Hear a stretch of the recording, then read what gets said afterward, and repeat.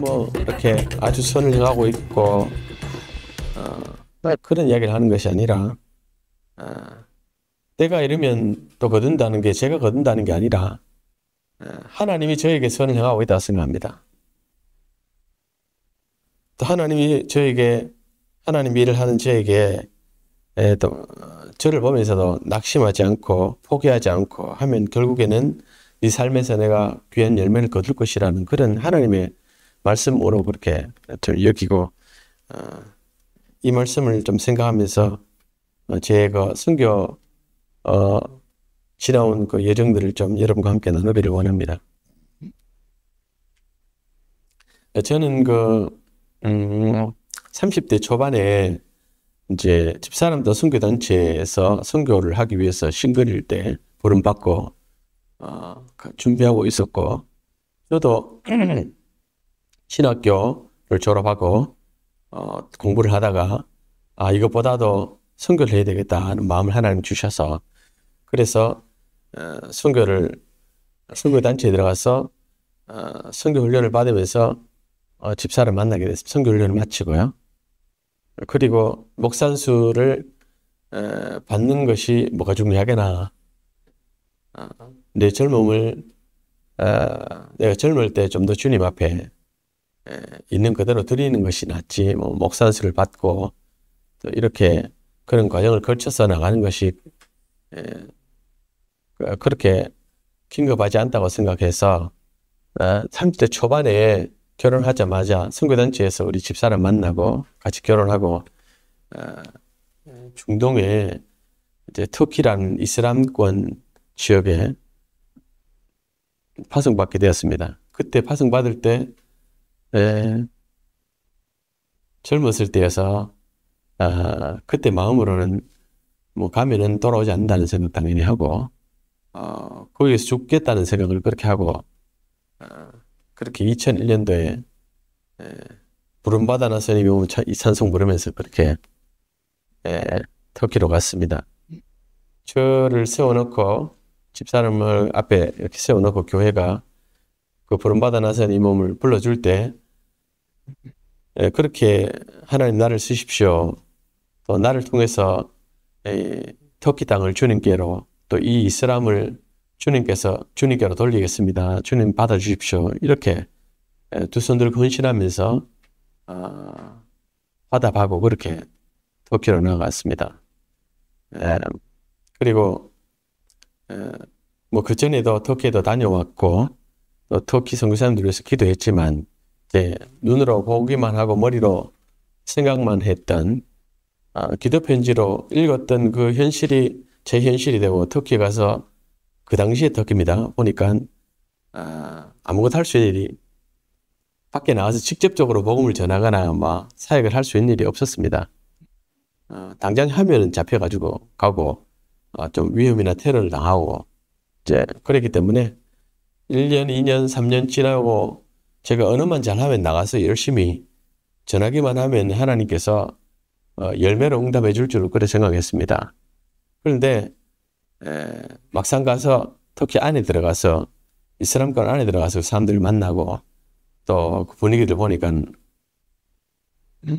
뭐 당장에 나가서 전하면 당장 추방당하고 어려움을 당하는 그런 사회인 걸 알면서 언어는 1, 2년 시간 지나면서 할 수 있게 됐지만 아무것도 시간이 지나면서 언어는 할 수 있는데 손과 발은 모두 다 스스로 묶인 상태가 됐습니다. 나가서 전하면은 잡힌다는 위험하다는 것 때문에 사실 좀 용기를 내기가 어려웠고 2년 3년 지나고 언어를 잘 그래도 할 수 있게 되는데도 불구하고 그때는 손과 발이 모두가 좀 묶여서 아무것도 할 수 없고 이 목도 말하자면 전 선교 보고할 때 그렇게 표현을 했는데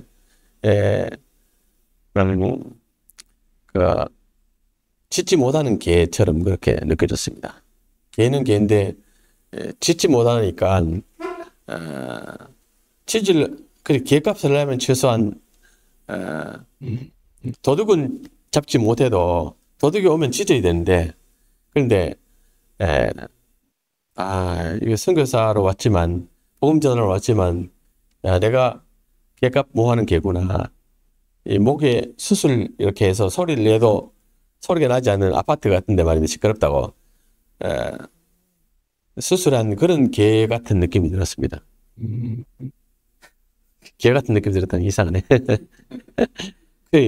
그런 느낌을 들면서 한 3년 이렇게 지나면서는 뭐 30대 이제 초반 중반 됐죠. 굉장히 고통스러웠습니다. 이게 내 청춘이 내 젊음이 여기 복음을 전하러 왔는데 전하지도 못하고 그렇게 또 연결해 가지고 일주일에 하루를 전도지로 이렇게 비밀리 만들어진 이런 것들을 들고 나가서 한 사람한테 전하면서도 계속해서 마음을 움츠러져 있는 거 있지 않습니까? 그렇게 전하고 겨우 그렇게 전하고 다시 일주일에 하루 정도씩 나가서 전하고 또 위험할까 싶은 늘 뒤를 쳐다보고 또 저녁에 주일날 예배 드릴 때도 우리 소리가 밖에 이렇게 창으로 나가서 외부 지나가는 사람 들을까 싶어서 움츠려서 예배 드리고 지하교회죠. 그렇게 하는 그런 상태에서 하면서 굉장히 소리를 내지 못하고 전하지 못하고 하니까 굉장히 위축되더라고요. 스스로 영적으로도 마음적으로도 굉장히 위축되더라고요. 그러면서 뭐 그땐 전화가 이렇게 당연히 이런 인터넷도 없었고 해서 어쩌다가 이렇게 한 번씩 또 한국에 메일을 하고 이러보면 친구들이든지 이런 분들은 뭐 목회자들이 세미나도 가고 또 설교도 많이 할 수 있는 기회가 주어지고 해서 점점 더 이렇게 뭐 이런 훈련도 저런 훈련도 가고 해서 발전되고 이런 것들을 보고 일하면서 저희는 뭐 한국말도 그렇고 일주일에 한 번씩 설교를 이렇게 하지만 늘 그냥 복음을 전하는 설교 정도밖에 못하고 하면서 내가 예전에 배웠던 지식이나 예전에 하고 싶었던 것들은 아무것도 할 수 없는 이렇게 해서 내 인생이 이렇게 손발이 다 묶이고 퇴보하는가 이런 느낌이 들었습니다. 그래서 굉장히 마음속에 갈등이 좀 오고 어려움이 있었습니다. 그래서 그렇게 이제 이슬람이나 터키 땅을 좀 알게 되면서 이제 그때부터 그 이전에 이제 파송 받을 때 제가 하나님 터키를 저에게 붙여 주십시오. 이슬람을 제가 하나님께 돌려드리겠습니다. 이렇게 말했는데 기도가 바뀌기 시작했는데요. 하나님 제발 한 사람이라도 저를 통해서 예수님 영접하게 해주세요. 전도 나갈 때면 말입니다. 오늘 한 사람이라도 정말 복음이 필요한 사람 만나게 해주세요. 저 그렇게 한 사람에 대해서 기도하기 시작했습니다. 그 기도가 뭐 계속 그렇게 가도 전도를 하고 뭐 사도 바울이 뭐 사도행전에서나 다른 성경에서는 보면 뭐 전도하고 하면 돌도 물론 날아오지만 뭐 이런 기적도 나타나고 그렇게 하면서 뭐 하나님의 역사들을 이렇게 읽게 되는데 뭐 그런 건 사실 경험할 수가 없었어요. 실제 저 스스로도 마음이 굉장히 위축돼 가지고 이렇게 이 사람한테 전하면 이 사람이 받아들일 것인가 아니면 경찰한테 신고할 건가 이런 반반의 마음을 가지고 늘 이렇게 가게 되고 그런 정도 그렇게 전하면은 막 하나님 성령이 역사하셔가지고 감동을 받고 마음을 열고 막 무릎을 꿇고 막 회개하고 그럴 것 같지만 전혀 그런 건 보지를 못했습니다. 근데 계속해서 이제 나가야 되고 맞으면 짓는 일이라도 해야 된다 해서 이제 일주일에 하루라도 시간을 정해서 그렇게 나가고 그렇게 하면서 또 교회는 교회대로 이제 지하교회를 개척해서 같이 사역하면서 한 영혼만 저한테 붙여주십시오. 하나님 제 앞에서 한 영혼만 예수님 영접하는 것 보게 해주십시오. 이제 그게 이제 제 삶의 기도 제목이 되었습니다. 그리고 제 생각했던 것과 달리 내가 열심히 내가 최선을 다하고 내가 헌신하면 좋은 결과를 주시겠지 하는 그런 생각으로 나갔는데 아무리 열심히 해도 또 아무리 할 수도 없고 그런 거예요. 그리고 그 밭 자체가 제가 사역할 당시에는 그냥 말하자면 동토였습니다. 동토. 겨울이에요. 그냥 꽁꽁 얼어있는 그냥 땅이었습니다. 계절이 또 바뀌어야 되고, 또 그 땅을, 딱딱한 땅을 개간해야 되고, 그 위에 씨를 뿌리는데, 그 씨를 뿌려도 그냥 땅 위에 그대로 다, 땅 안에 하나도 들어가지 않고 떨어지는 그런 느낌이었습니다. 그래서,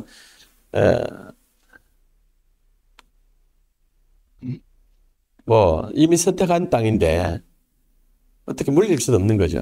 그렇게 하면서, 어, 청년 시절을 이제 30대를 12년 동안 터키에서 그렇게 보냈는데, 그냥, 거기서 애들 낳고, 네 명의 애들 낳는데, 나름대로 행복한 시간을 보냈지만, 그냥 마음속으로는 그냥 울면서 그렇게 시간을 지냈던 것 같습니다. 그래, 이제, 젊음이, 다 그냥 공중으로 제 인생의 가장 어떤 그런 귀한 시간들이 다 그냥 공중으로 흩어지는 그런 느낌만 계속해서 들었습니다.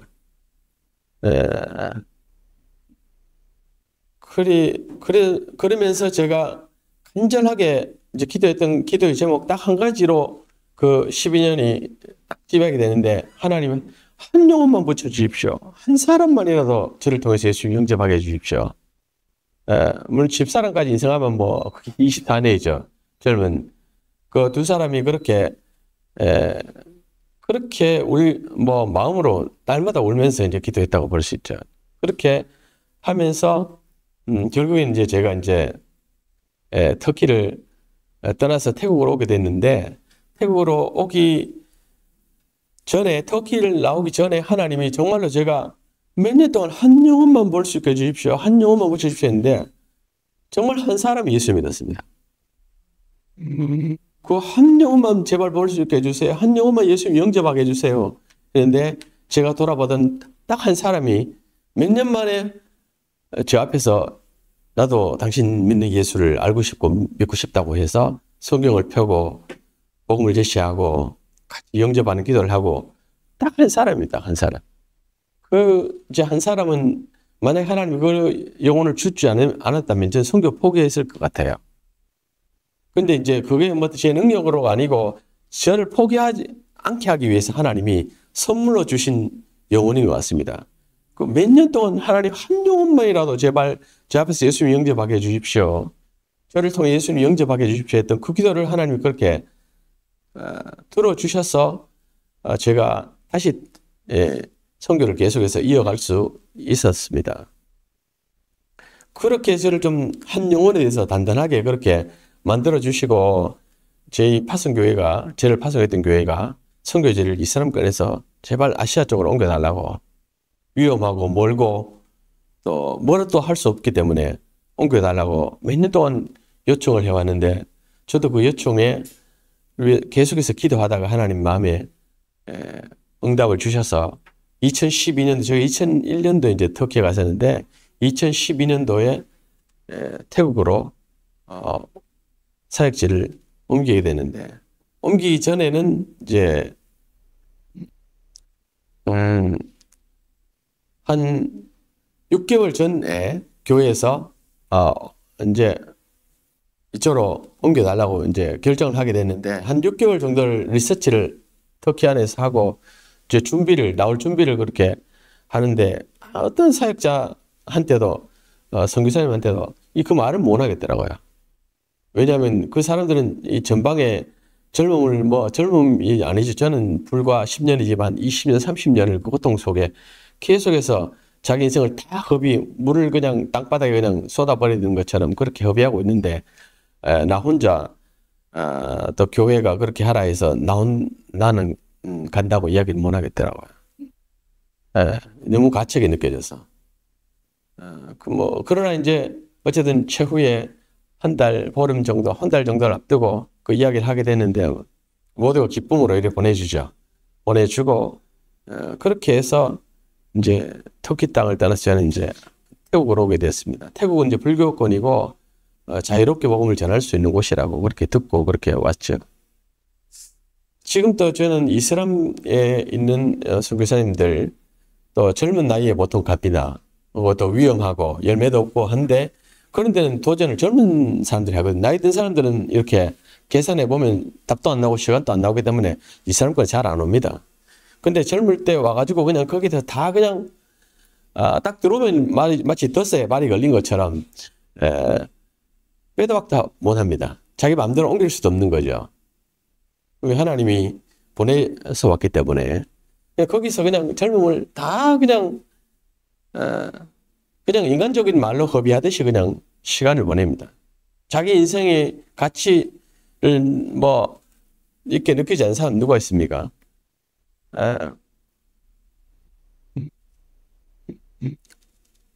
그냥 시간만 허비하는 게 아니고 그냥 마음속으로는 그 현실을 알기 때문에 그냥 계속 울고 있는 거죠, 사실. 저도 그렇게 한 10년을 계속 울었던 것 같습니다.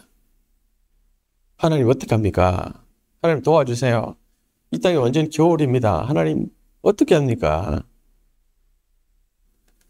그냥 하나님이 원하는 게 이제 성교의 가장 밑바탕이 되는 게 그 눈물인 것 같고요. 어떤 사람의 허비로 희생은 희생인데 아주 그냥 허비되어지는 그런 희생들이죠. 토마스 목사님이 우리나라에 처음으로 이렇게 상선을 타고 들어왔을 때 그냥 들어오자마자 그냥 어떤 기대나 계획이 있었겠죠. 좋은. 그러나 하나님 그대로 그 자리에서 그냥 목 잘려가 죽게 해버리잖아요. 그냥 꽃도 피워보지 못하고 오신 선교사님들이 돌아가신 선교사님들이 선교사 양화진에 가면 엄청 많이 묻혀 있다고요. 귀한 일을 하고 막 그 결과를 내고 그렇게 죽은 사람이 별로 없다고요.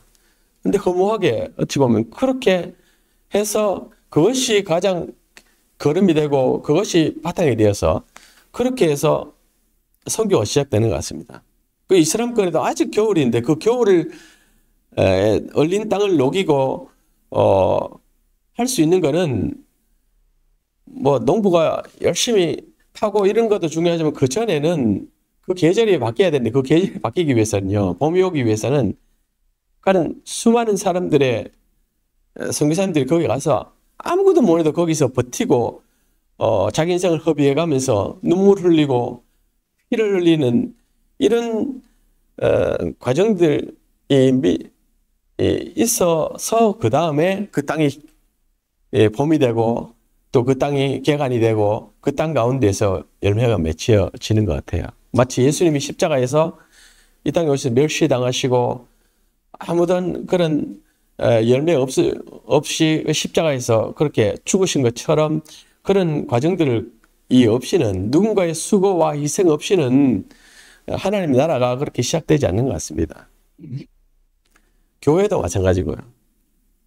굉장히 겨울 같은 시간들, 눈물의 시간들, 고통의 시간들, 한숨의 시간들 이런 것들이 없이 그렇게 한 사람의 열심과 능력으로 그렇게 교회가 어떤 목회자의 열심으로 능력으로 그렇게 커지지 않는다고 저는 생각합니다. 온전한 교회, 온전한 하나님의 나라는 그 바탕에 깊이 예수님의 그 십자가에 그 허무한 죽음과 보혈이 가득 깔려 있다고 생각합니다. 그 위에 저희가 서 있다고 생각합니다. 이제 어쨌든 저희는 이제 그런 하나님 한 영혼만 주세요. 한 영혼이 얼마나 소중한지 좀 깨닫고 그게 한 10년의 기도 제목이 되어가지고 태국 땅으로 왔고 태국 땅에 오니까 선교할 수 있는 선교하려면 선교할 수 있는 비자 자격을 그렇게 줘가지고 그렇게 선교할 수 있게 됐는데요. 2012년에 와서 오늘 다시 3, 4년 정도 태국어보다는 훨씬 더 어려워요. 몇 배가. 터키어보다는 태국어 한국 사람에게는 굉장히 더 어려워요. 그래서 공부를 하고 제가 2017년에 교회를 이제 개척하게 됐는데 2018년 정도요. 그죠? 개척하자 교인들 한 5명이나 10명도 채 되지 않을 때 아마 우리 등대 열방교회에서 김해은혜교회와 함께 집사님, 권사님 다 그렇게 오셔주셨습니다. 그때 뭐 처음 시작할 때는 저희 가족 만으로 시작했죠. 저희 애가 넷입니다. 선거지에서 다 태어나고 그렇게 자라 아이들인데 뭐 한국 교회를 경험해 보지 못했죠. 저는 한국 교회를 경험했어도 저희 아이들 한국 교회를 하나도 한 번도 경험해 보니 주일학교를 한 번도 가본 적이 없는, 저는 주일학교 교사도 하고 전사도 하고 했지만, 그래서 애들을 뭐 네 명을 딸 애 2명 율동하게 하고 아들 하나는 피아노 치고 찬양을 뭐, 태국은 악보가 전혀 없어요. 악보라는 거 한 번도 본 적이 없어요. 태국에 지금까지, 처음부터 지금까지요. 그냥 가사만 있고 위에 코드만 있지. 그렇게 음악 시간이 없어요. 학교에 음악이라는 시간이. 예, 그래서 어쨌든 피아노 치고 율동하고 저희 아내가 찬양 인도하고 저는 설교해야 되니까 애 하나는 음량 이거 하고 이렇게 하면서 4m 되는 이런 공간에 예배당을 얻어서 저희 식구 6명이 처음 교회를 그렇게 시작했습니다. 다 한국 사람이 태국 교회를 시작한 거죠. 첫 예배를 한국어로 드릴게요. 태국어로 드릴게요. 태국 사람 한 명도 없어. 태국말로 했어요. 태국말로. 태국 찬양 부르고 태국말로 다 설교하고. 하나님 은혜로 둘째 주부터 하나님이 2명을 붙여주셨어요. 저희가 예배를 드리기 전에 한 6개월은 동네에 피아노를 무료로 가르쳐주고 영어를 무료로 가르쳐주고 그렇게 한 6개월을 다녔던 어떤 피아노를 배우겠다고 온 그 고모하고 조카가 저희 첫 교인이 되고 지금 또 우리 교회 가장 신실한 일꾼이 되어 있습니다. 오시면 또 볼 수 있습니다. 이제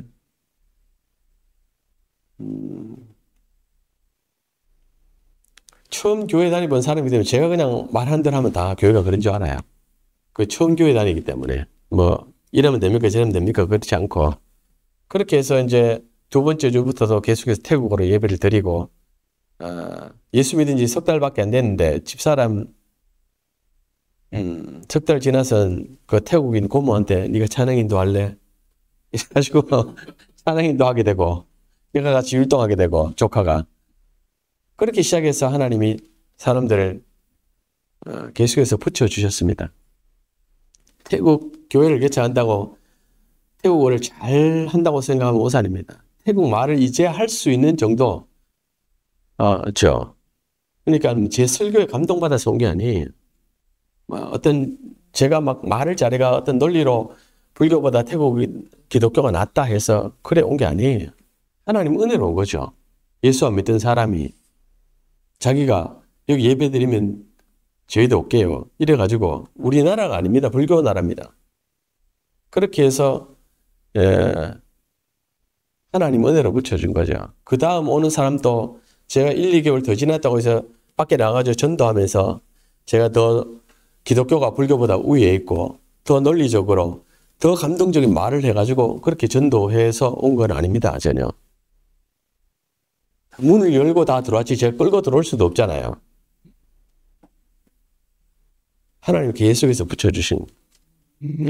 그 전에 이제 태국은 선교가 시작된 지 한 200년이 됩니다. 200년. 우리나라는 140년 정도, 150년 요가니까 이미 그 이전인데 불교가 너무 세니까 선교사님들이 200년 동안 지금까지 200년 전부터 지금까지 선교사님들이 계속 들어오고 있다고요.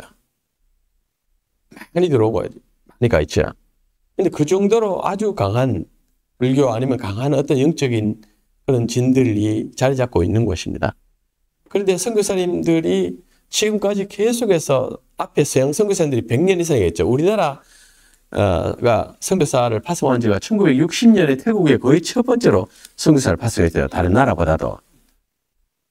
그 우리나라에서 태국 선교를 한 지가 이미 아마 70년 정도 되는 거고요. 그 이전에 130년 정도를 서양 선교사님들이 선교를 그렇게 해왔는데 그분들이 선교에서 성공했다기보다는 아직 1%가 안 되니까 계속해서 지금까지 온 거죠. 1%가 안 되게요. 그럼 얼마나 그 사람들이 인생과 시간을 들여서 자기 인생 전체를 들이고 물질을 들이고 그 완전히 서양에서 아시아로 와가지고 코끼리 타고 다니면서 지금은 저희가 차를 몰고 다니지만 그때 코끼리 타고 다녔거든요. 그렇게 다니면서 옷 벗고 있는 더운 나라잖아요. 그런 사람들한테 가서 말 배우고 전하고 그렇게 200년을 해온 겁니다. 200년을 해온데도 1%가 안 되는 거예요. 굉장히 견고한 영적인 진 그런 어떤 문제가 있는 곳입니다. 그게.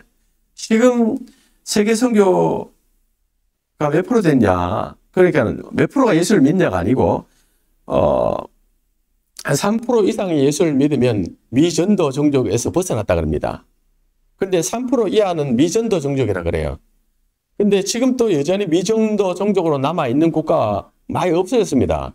제가 처음에 파송 받을 때마다 12,000개 종족이 아직 미전도 종족이었는데 좀 한 10년 지나게 6,000개의 종족이라고 그랬습니다. 6,000개 종족. 한 6,000개가 한 10년 만에 예수를 듣게 된 거죠. 그리고 뭐 인터넷이든지 뭐 여러 가지 문명이 발달하고 이렇게 하면서 또 한 2,000개, 3,000개가 또 예수를 듣게 됐어요. 듣게 되고 또 한 3% 믿게 되면 미전도 빠지거든요. 미전도 종족으로 지금 남아있는 종족이 예를 들어서 뭐 이제는 그렇게 통계도 안 냅니다만은 한 3,000 종족이 남았다면 그 3,000 종족은 굉장히 견고한 어떤 문제가 있는 겁니다. 굉장히. 그래서 통신이나 사람이 못 닿아서 안 믿는 게 아니고 굉장히 어떤 강한 뭔가 있다는 거죠. 영적인. 그런 것 중에 하나가 터키고 태국이에요.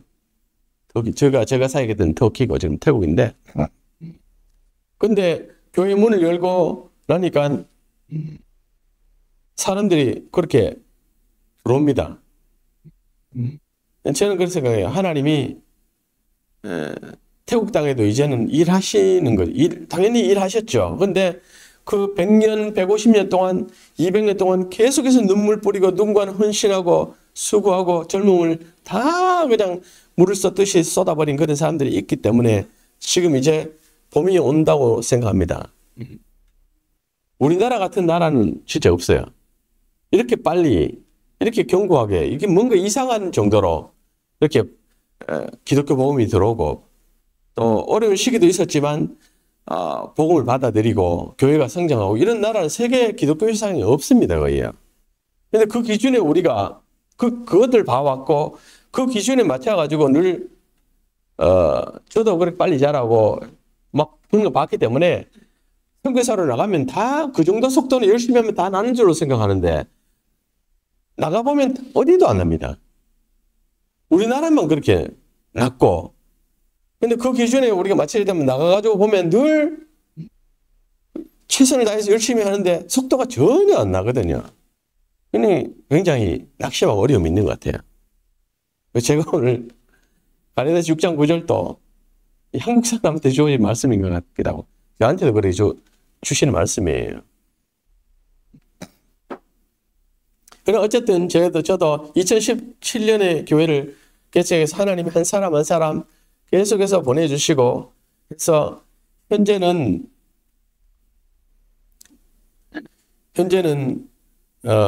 제적이 한 50명 정도 성도가 있고 예배 드릴 때 한 3, 40명 정도가 매주 예배를 같이 드립니다.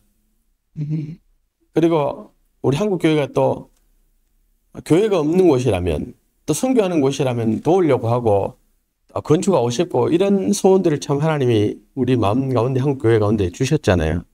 그래서 하나님 은혜로 코로나 기간인데 2022년에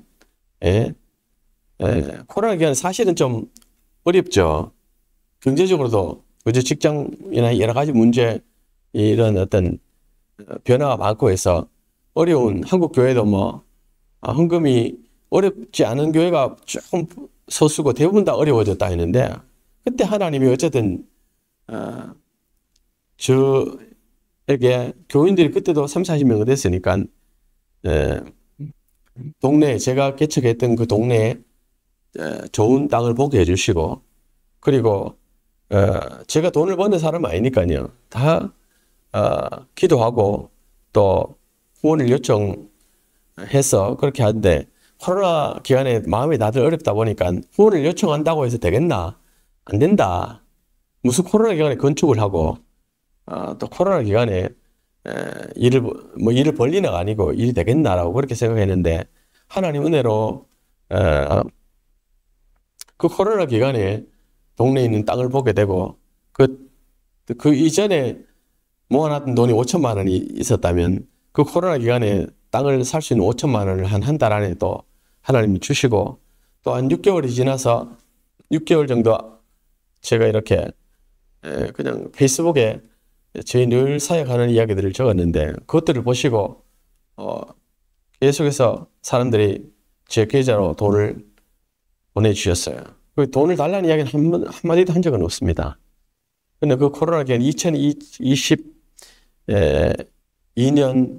1월부터 6월까지 6개월 동안 공사를 해서 예배당을 3층으로 이렇게 지었습니다. 수억이 들었어요. 그 수억은 제가 만드는 건 아니고요. 하나님이 그렇게 붙여주셨어요. 그래서 근데 그건 이제 어려운 일이 아니더라고요.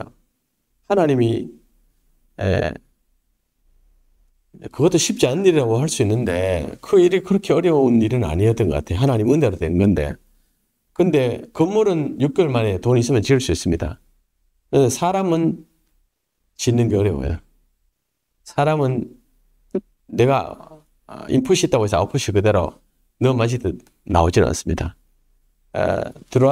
자기 발로 들어왔던 산에서 대부분 다 산족들이 예수 믿다가 내려와서 교회에 들어오는데, 산족 불과 한 30년, 50년 전까지만 해도, 그 부모 때까지만 해도 전혀 길이 안 나가지고 또 전기도 없어가지고 학교 같은 데를 다녀보지 않는 자기 부모들은요, 그런 전혀 부모가 학교도 안 다니보고 하면 자녀가 학교 가가지고 앞으로 장래에 뭐 되려고 하면 장래 이거 되라 저거 되라 전혀 지도를 못 해줍니다. 자기도 학교 안 다니봤는데 애들 보고 어떻게 공부하나, 그럼 장래에는 뭐가 되라라고 이야기를 뭐하죠. 산에서 평동안 그냥 농사만 짓고 길도 없고 전기도 없고 해가지고 그 안에서만 살던 그런 사람들이 이제 길이 생기고 자기 자녀들에는 길이 생기고 전기가 들어오고 해서 그래도 좀 더 직업을 산에서만 아니고 내려와서 구하고 학교도 좀 고등학교나 이렇게 보낼 수 있게도 하지만 전혀 지도는 못 해줍니다.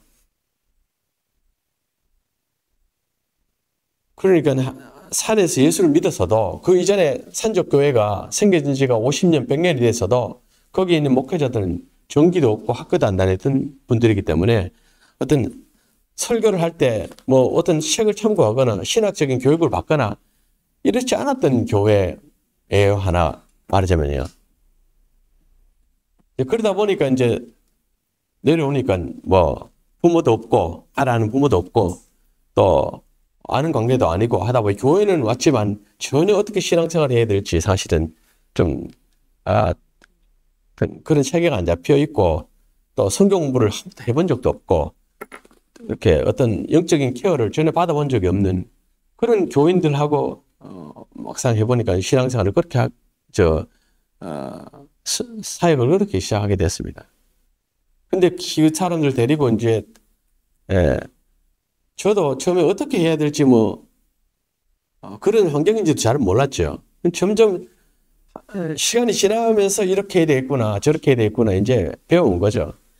그렇게 해서 지금은 이제 뭔가 계획을 가지고 목표를 가지고 그렇게 했다기보다는 그 사람들을 맡고 같이 지내면서 얼마나 그 바닥이 아니면 기초가 어떤지 알게 되면서 이렇게 섬겨야 되겠구나 이렇게 해야 되겠구나 하는 것도 알게 되면서 이제 교회를 세워가고 있고 그 사람들을 세워가고 있습니다.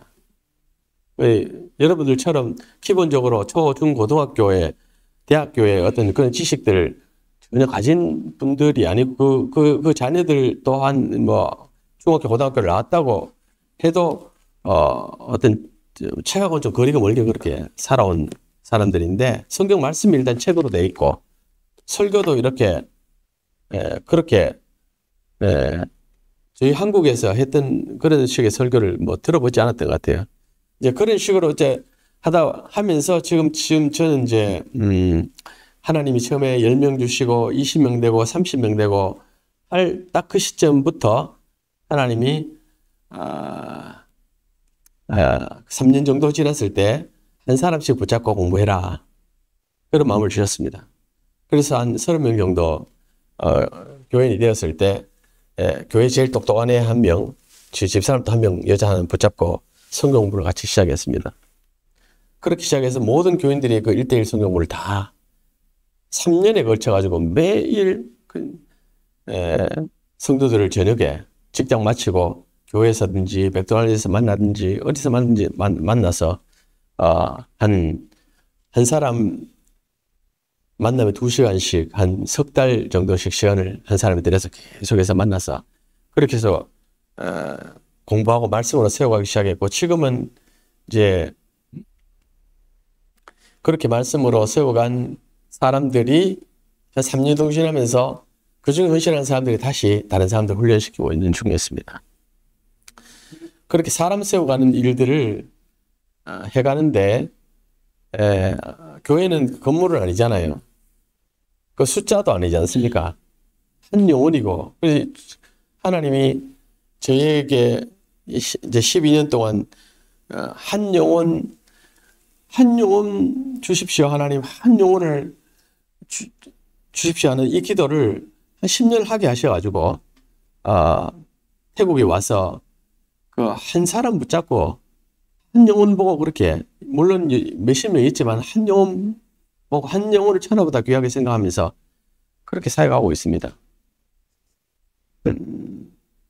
여러분 와서 보시면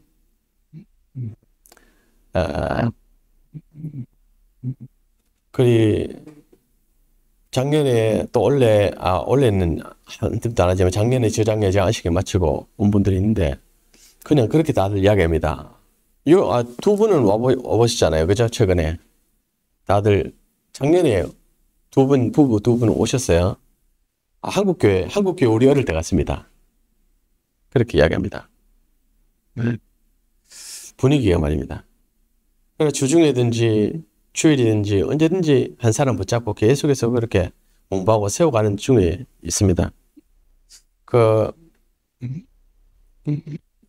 오늘 읽은 말씀처럼 우리가 선을 행하면, 악을 행하면은 모르지만 선을 행하면 하나님이 빨리 응답해 주시라는 마음이 있습니다. 선을 행하니까 하나님의 뜻에 합당한 일을 하니까 하나님이 빨리 응답하시고 좋은 응답을 주시리라는 그런 기대가 있잖아요, 우리가요. 예.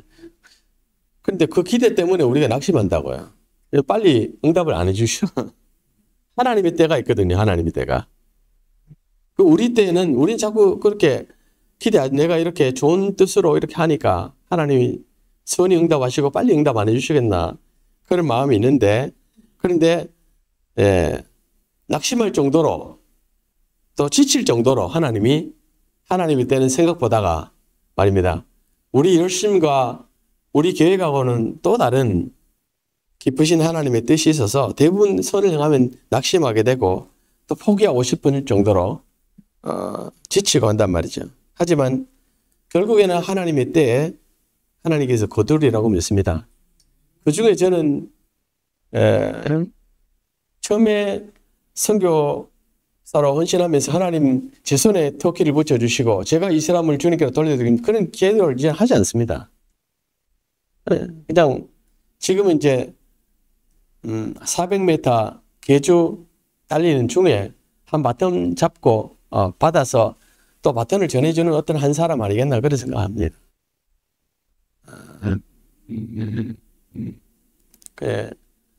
작년에 연말에 이제 원치 않게 하여간에 질병이 찾아와서 또 좀 어려움이라기보다는 이럴 수도 있구나. 그냥 제 스스로 처음에 바톤을 달리기 시작해서 끝까지 완주해서 제가 다 바톤을 파이널로 들어갈 거라 생각했거든요. 근데 지금은 좀 그렇지 않은 것 같습니다. 그래서 저한테 주어진 일들, 뭔가 내 선에서 내가 파이널에 들어가서 얼마나 몇 등을 했냐 이렇게 좀 평가하지 않고 그냥 주어진 시간만치 열심히 최선을 다해야 되겠구나 이런 정도로 그렇게 선교하고 사역하려고 그렇게 생각합니다.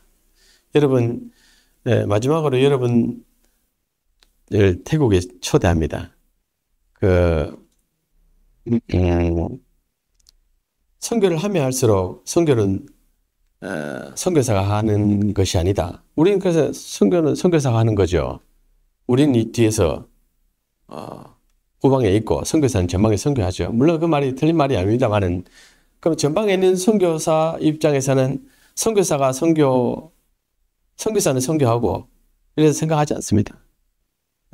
여호수아가 산 밑에서 싸울 때하고 똑같습니다. 여호수아의 칼에, 여호수아의 능력에 그 전쟁의 승부가 알려지지 않고 산 위에 모세가 손을 드느냐 손을 내리냐에 따라서 그 전쟁의 승패가 갈라졌던 것처럼,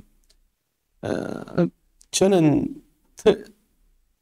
태국에 가서 왜 있느냐 하면은 하나님이 거기 보냈기 때문에 있습니다. 교회가 저를 거기 보냈고 하나님이 거기 보냈기 때문에, 하나님이 나한테 맡겨 주셨기 때문에 거기 있습니다. 그럼 내가 거기서 열심히 최선을 다해서 선교하겠죠. 그런데 제가 하느냐 하면 제가 하겠지만 그렇지 않고요. 그냥 제가 영적인 모습으로, 영적인 눈으로 보기에는 저는 그냥 그 땅을 붙잡고 그냥 지금도 울고 있습니다. 하나님 어떻게 하면 됩니까? 막 선교사는 용서하고 막 앞에 나가서 막 전도하고 막 그럴 줄 알지만 울고 버티고 있는 사람인 것 같아요. 저는요. 제가 느끼겠냐. 그 태국에 있는 한 영혼 울고 버티고 있고, 그 사람들 잘하기를, 내가 포기하지 않기를 울고 버티고 있는 그런 중에 있고, 그 버티고 있는 그 힘을 주시는 것이 바로 한국 교회고 바로 여러분의 기도라고 저는 생각합니다. 저는 순종해서 그 땅에서 그냥 버티고 있어요. 선교는 그래서 저는 선교사가 그 땅에서 순종해서 버티고 있는 거지, 제가 막 앞으로 어떤 선교를 하겠다 하고 하는 것들은 진짜 그 젊을 때 나올 때 그때 할 수 있는 이야기인 것 같아요. 그래서 여러분 지금까지 기도해 주셔서 이만큼 버틸 수 있었습니다. 또 이만큼 올 수 있었습니다. 여러분들 태국에 와서 보면은 기도한 열매들을 보면은 보람도 있고 놀랄 거예요. 2017년에 왔을 때하고 많이 다르거든요. 건물도 있고 사람도 많고 막 분위기도 막 좋거든요. 그러나 저는 거기 버티고 있습니다. 계속해서 와서 좀 봐주시고 여러분 기도해 주시면 제가 힘을 얻을 것 같습니다. 여러분도 분명히 와서 보고 하면은 여기서 그냥 기도할 때는 답답하죠. 현장을 못 보고 모르니까. 근데 와서 보면 알 거예요. 아닌가. 함께하고 기도해 한 열매가 이렇게 있구나 하는 것들요. 그래서 여러분 30명, 50명으로 단기 선교 오지 않거든요. 6명, 7명이 이렇게 오면 딱 좋아요. 10명 정도 오고. 20명 오면 제가 같이 모시고 사역하기 어려워요. 충분히 오실 수 있는 숫자예요. 지금까지 여러분들이 수고하고 기도해 주셔서 또 귀한 아름다운 꽃과 열매들이 있거든요. 그래서 여러분도 와서 보시고 좀 힘을 얻으시고 또 저를 위해서 계속해서 기도해 주시길 부탁하고, 선교하면서도 여기 똑같습니다. 선을 행하되 낙심하지 말지니 포기하지 아니하면 때가 이르면 거두리라. 이 말씀 저에게도 주시는 말씀이고 여러분에게도 주시는 말씀이라고 생각합니다. 이 말씀이 저에게 힘이 되기를 바랍니다.